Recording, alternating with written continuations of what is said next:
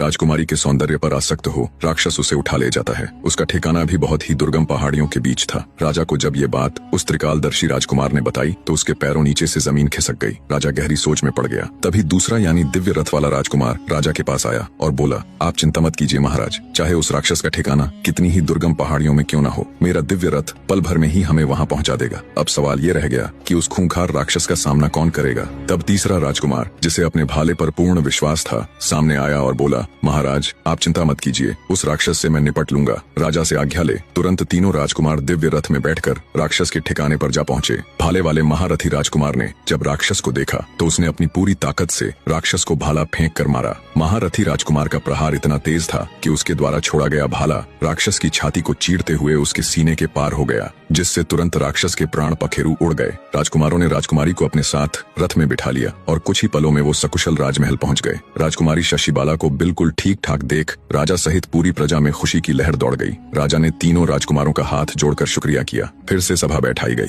सभी सभासद और राजकुमार अपने अपने स्थान पर बैठ गए। इतनी कहानी कह दैत्य दंभिकासुर बोला, बताओ विक्रमादित्य, उन तीनों में से राजकुमारी किसको अपना वर चुनेगी। कुछ देर विचार कर राजा विक्रमादित्य बोले, राजकुमारी शशिबाला उस भाले वाले महारथी राजकुमार को अपना वर चुनेगी। राजा विक्रमादित्य की बात सुन दैत्य दंभिकासुर बोला, ऐसा क्यों विक्रमादित्य? क्योंकि राजकुमारी को बचाने में तो तीनों ही राजकुमारों का हाथ था, फिर राजकुमारी उस महारथी राजकुमार को ही क्यों चुनेगी? क्या सिर्फ इसलिए कि उसने उस राक्षस का वध किया था? राजा विक्रमादित्य बोले, नहीं कपटी राक्षस, त्रिकालदर्शी राजकुमार को न चुनने का कारण ये था कि अगर वो राजकुमारी का पता न भी लगाता तो भी राजा की फौज 2-4 दिन में उसका पता लगा ही लेती। अब बात आती है दिव्य रथ वाले राजकुमार को न चुनने के कारण की, तो रास्ता भले ही कितना भी दुर्गम था, देर से ही सही पर राजा के लोग उस राक्षस के ठिकाने पर पहुंच तो जाते ही। अब बात आती है उस महारथी राजकुमार को चुनने की वजह की, तो राजकुमारी के पास एक नहीं बल्कि इसके 2 मुख्य कारण थे। पहला तो ये कि राक्षस का पता लगाना और उस तक पहुंचना तो संभव था, पर राजा के पास ऐसा कोई भी योद्धा नहीं था जो राक्षस का सामना कर सके।